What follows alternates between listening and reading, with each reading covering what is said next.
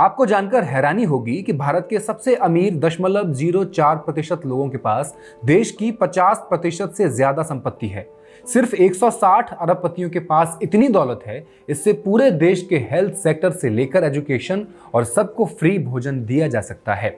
लेकिन क्या आप ये भी जानते हैं कि भारत में हर साल 17 लाख लोग कुपोषण की वजह से मर रहे हैं। हर दिन औसत 115 मजदूर आत्महत्या कर लेते हैं। हालात ऐसे हैं कि भारत की 70% आबादी के पास पौष्टिक खाना भी अब महंगा हो गया है। जिनकी इनकम कम है वो अपनी कमाई का आधे से ज्यादा हिस्सा सिर्फ खाने पर खर्च कर रहे हैं। आप सोचो, कम इनकम वाले लोग कितना सस्ता खाना खाते होंगे, फिर भी इस सस्ते खाने में ही उनकी आधी कमाई खर्च हो रही है, तो उनकी कमाई कितनी कम होगी। दलित महिलाओं की औसत उम्र सवर्ण महिलाओं से करीब 15 साल कम है। पढ़ाई का खर्च इतना बढ़ चुका है कि पढ़ाई केवल अमीरों के लिए ही रह गई है। सरकार तमाम स्कॉलरशिप्स या तो खत्म कर चुकी है या घटाकर बेहद कम कर चुकी है। बच्चे स्कूल छोड़ने पर मजबूर हैं। स्कूल छोड़ने की दर दलित, आदिवासी और पिछड़े वर्गों में दोगुनी हो चुकी है। सरकार क्या कर रही है? बड़े कॉर्पोरेट्स का टैक्स 30% से घटाकर 15% कर रही है। ऐसा करने से करोड़ों रुपए के रेवेन्यू का लॉस सरकार को हो रहा है, जिसकी भरपाई करने के लिए गरीबों और मिडिल क्लास पर लगने वाले जीएसटी और डीजल पेट्रोल पर टैक्स बढ़ा दिया जाता है। बच्चों की मौतें, कुपोषण, बेरोजगारी और बढ़ती गरीबी के बीच सरकार सिर्फ अमीरों की तरफ देख रही है। क्या यही है वो भारत जहां 23 करोड़ लोग गरीबी में जी रहे हैं? क्या यही है वो भारत जहां आम आदमी का जीवन सिर्फ संघर्ष और दर्द से भरा है? क्या हम इस बढ़ती असमानता को रोक पाएंगे या ये सिर्फ गहराती जाएगी? फैक्ट्स एंड फिगर्स के इस एपिसोड में आई विल एक्सप्लेन।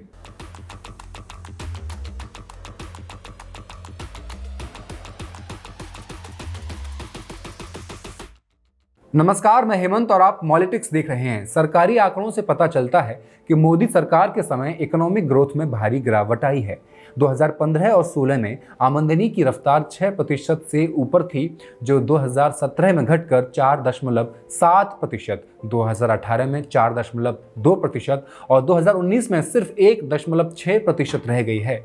यह गिरावट तो कोरोना से पहले की थी। फिर 2020 में जब महामारी आई तो आमदनी में और 9% की गिरावट आ गई। खासकर 15 से 29 साल के बीच के युवाओं की बेरोजगारी 2011-12 से लेकर 2017-18 के बीच बहुत तेजी से बढ़ी। 2014 से 2022 के बीच सरकार की जो भी आर्थिक नीतियां रही, उनका सबसे ज्यादा फायदा देश के सबसे अमीर लोगों को हुआ, खासकर टॉप 1% लोगों को। इस दौरान अमीरी की तादाद इतनी बढ़ गई कि भारत की अर्थव्यवस्था अब क्लोक्लेव इकोनॉमी की तरह लगने लगी है। इसका मतलब है कि आर्थिक फैसले और फायदे कुछ चुनिंदा बड़े और शक्तिशाली लोगों के हाथों में केंद्रित हो गए हैं, जो अपने फायदे के लिए आर्थिक नीतियों, संसाधनों और अवसरों पर पूरा कंट्रोल रखते हैं, जबकि आम जनता को इससे बाहर रखा जा रहा है। जो टैक्स सीधे लोगों की आमदनी पर लगता है, जैसे इनकम टैक्स या कॉर्पोरेट टैक्स, वो ज्यादातर अमीर लोगों पर लागू होता है, खासकर टॉप 10% पर। लेकिन जो टैक्स सामान और सेवाओं पर लगता है, जैसे जीएसटी, एक्साइज ड्यूटी और सेल्स टैक्स, वो हर किसी से वसूला जाता है, चाहे गरीब हो या अमीर।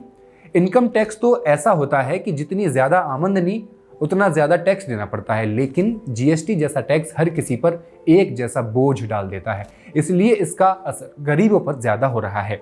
2017 से 2020 के बीच सिर्फ 9% लोग, यानी करीब 8 करोड़ लोगों ने इनकम टैक्स रिटर्न भरा था, क्योंकि बाकियों की आमदनी इतनी थी ही नहीं कि वो टैक्स के दायरे में आ जाए। 2019 में जब कोरोना नहीं आया था, सरकार ने कंपनियों का टैक्स 30% से घटाकर 22% कर दिया, और जो नई कंपनियां खुली उन्हें तो सिर्फ 15% टैक्स देना पड़ा। इससे सरकार को करीब 1,80,000 करोड़ रुपए का नुकसान हुआ। फिर 2020 और 21 में कंपनियों को और भी छूट दे दी गई, जिससे सरकार को 1 लाख करोड़ रुपए से ज्यादा का घाटा फिर से हुआ। तो ये रकम मनरेगा के पूरे साल के बजट से भी ज्यादा है। जब सरकार को अमीरों और बड़ी कंपनियों से सही तरीके से टैक्स नहीं मिल पाता, तो वो नुकसान की भरपाई किससे करती हैं? गरीबों से, मिडिल क्लास से। कैसे? जरूरी चीजों पर जीएसटी बढ़ा देती है, डीजल पेट्रोल पर टैक्स बढ़ जाता है, जो पहले से छूट मिलती थी वो कम कर दी जाती है। ये सब टैक्स ऐसे होते हैं जो हर कोई देता ही है, गरीब भी और अमीर भी, लेकिन इनका बोझ गरीबों पर ज्यादा पड़ता है। जब सरकार अमीरों से टैक्स नहीं लेती तो उसे अपनी जरूरी खर्चों में कमी करनी पड़ती है, जैसे कि सरकारी अस्पताल, स्कूल और गरीबों को मिलने वाली मदद। ये सब चीजें असमानता को कम करने के लिए बहुत जरूरी हैं, लेकिन फंड की कमी की वजह से इन्हें भी कम कर दिया जाता है। जो टैक्स चीजें खरीदते वक्त लगते हैं जैसे वैट, वो गरीबों को ज्यादा चुकाने पड़ते हैं। भारत की सबसे गरीब 50% आबादी अपनी कमाई के मुकाबले टॉप 10% से 6 गुना ज्यादा अप्रत्यक्ष टैक्स यानी इनडायरेक्ट टैक्स भरती है। खाने पीने और दूसरी चीजों पर जो टैक्स मिलता है उसका 64% हिस्सा सिर्फ सबसे गरीब आधे लोगों से आता है। जीएसटी से जो पैसा सरकार को मिलता है टैक्स के रूप में, उसका 2/3 हिस्सा नीचे के 50% लोग भरते हैं, 1/3 मिडिल क्लास से और सिर्फ 3% अमीरों से आता है। सरकार की कुल टैक्स कमाई का आधा हिस्सा ऐसे इनडायरेक्ट टैक्सेस से आता है और इसका असर सबसे ज्यादा किस पर पड़ता है? गरीबों पर, मिडिल क्लास पर, लोअर क्लास पर। भारत में जो टैक्स सिस्टम है वो सिर्फ लोगों की सालाना कमाई को देखता है, लेकिन उनकी कुल संपत्ति को नहीं देखता। यानी किसी के पास अगर बहुत जमीन जायदाद या शेयर्स हैं, लेकिन वो उससे हर साल ज्यादा कमाई नहीं दिखा रहा कैसे भी करके, तो उस पर टैक्स कम लगेगा। इसलिए जरूरत है कि टैक्स का कानून बदला जाए ताकि सिर्फ आमदनी नहीं बल्कि दौलत पर भी सही टैक्स लगा करे और उस टैक्स से सरकार स्वास्थ्य, शिक्षा और पोषण जैसी जरूरी चीजों में ज्यादा पैसा लगा सके। ऑक्सफैम की रिपोर्ट कहती है कि सिर्फ देश के 160 अरबपतियों से भी अगर थोड़ा सा टैक्स ले लिया जाए तो बहुत बड़े सामाजिक काम हो सकते हैं। जैसे अगर सिर्फ 3% संपत्ति टैक्स लगाया जाए तो उससे राष्ट्रीय स्वास्थ्य मिशन 3 साल तक चल सकता है। 2% टैक्स से पोषण योजनाओं का पूरा खर्च उठाया जा सकता है। टॉप 10 अमीरों पर 5% टैक्स लगाया जाए तो आदिवासी स्वास्थ्य सेवाएं 5 साल तक चलाई जा सकती हैं। अगर जीडीपी का 3% स्वास्थ्य में खर्च करना हो तो सिर्फ टॉप 100 अरबपतियों पर 2% टैक्स लगाकर ये मुमकिन है। इन 100 सबसे अमीर लोगों से सिर्फ 2% टैक्स लेकर मिड डे मील नाश्ता जो कार्यक्रम चल रहा है उसको 3.5 साल तक चलाया जा सकता है। इतना ही नहीं, अगर सिर्फ 1 अरबपति गौतम अडानी की 2017 से 2021 के बीच की बिना बेचे हुए शेयरों से हुई कमाई पर एक बार टैक्स लगा दिया जाता तो सरकार को 1,79,000 करोड़ रुपए मिल सकते थे। इतने पैसों से एक साल तक 50 लाख प्राइमरी स्कूल टीचर्स की तनख्वाह दी जा सकती थी। अब एक और जरूरी सवाल, क्या इसका कोई समाधान है? बिल्कुल है। भारत में एक नया टैक्स सिस्टम प्रस्तावित किया गया है जो पूरी तरह से प्रगतिशील है, यानी अमीरों से ज्यादा टैक्स लिया जाए और बाकी आम लोगों को राहत दी जाए।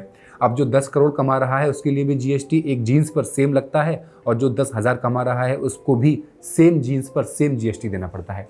इस सिस्टम के मुताबिक क्या होगा कि सिर्फ करोड़पतियों से टैक्स लिया जाएगा। देश के 99.96% लोगों पर इसका कोई असर नहीं पड़ेगा। टैक्स सिर्फ उन पर लगेगा जिनके पास 10 करोड़ से ज्यादा की कुल संपत्ति है, यानी सिर्फ 0.04% वयस्क।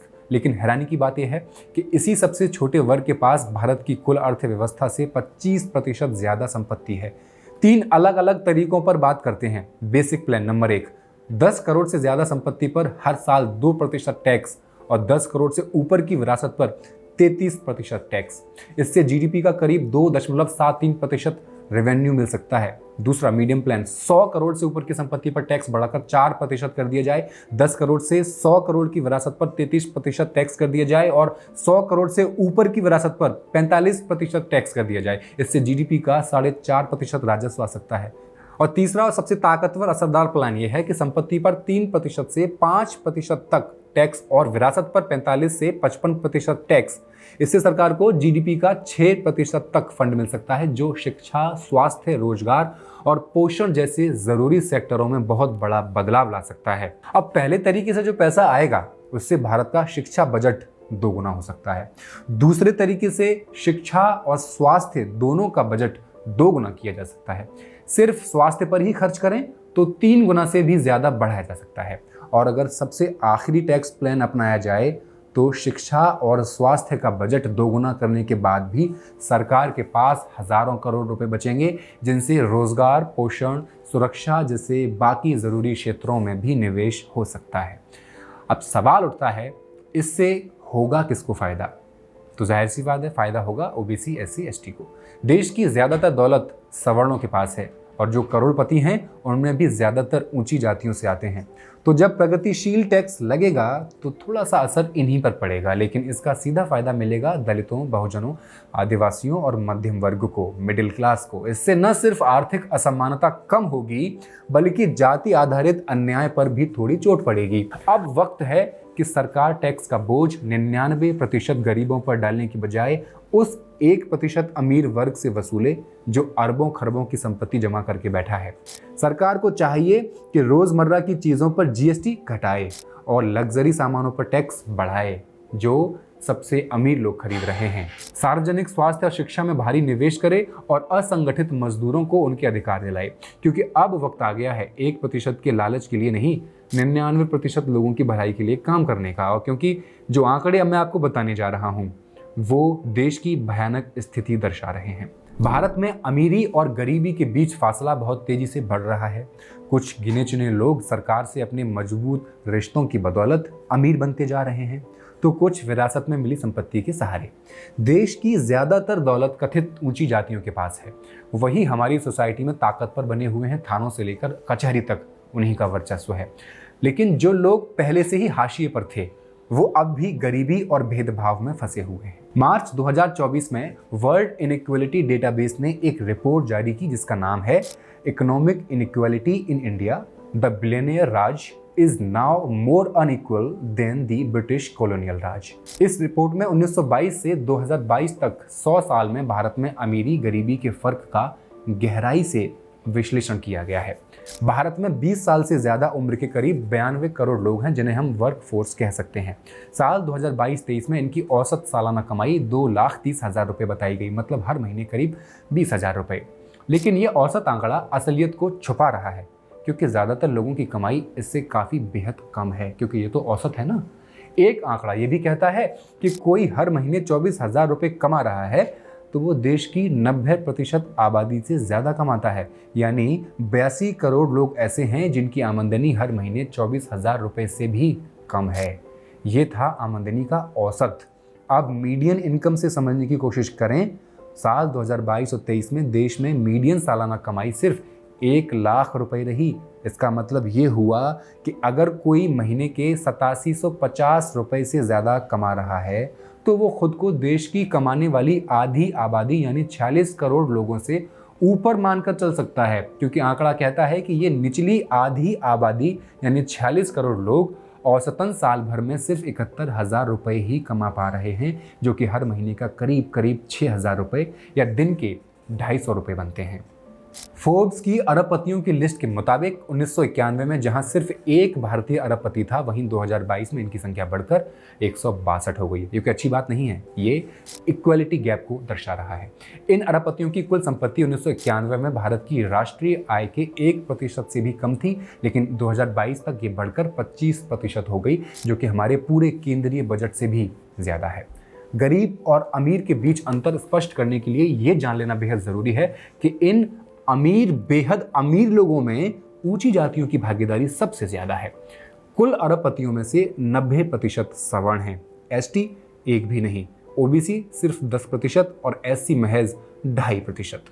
दिलचस्प बात यह है कि मोदी सरकार के दौरान यानी 2014 से 2022 में, सुनिए ध्यान से, जितने ओबीसी अरबपतियों की संपत्ति हुआ करती थी वो 20% से घटकर 10% से भी कम रह गए, यानी ओबीसी मात खा रहा है। लेकिन सवर्णों का अरबपतियों की संपत्ति में हिस्सा 80% जो था पहले, वो मोदी जी के आने के बाद अब 90% हो गया। एक आंकड़ा कहता है कि साल 2022-23 में देश की सिर्फ 1% आबादी यानी करीब 1 करोड़ लोग पूरी नेशनल इनकम का 22.5% और टोटल वेल्थ का 40% हिस्सा अपने पास रखते हैं। यानी इनकम और वेल्थ का इतना ज्यादा हिस्सा इतनी छोटी सी आबादी के पास पहले कभी नहीं रहा, यहां तक कि ब्रिटिश राज में भी नहीं।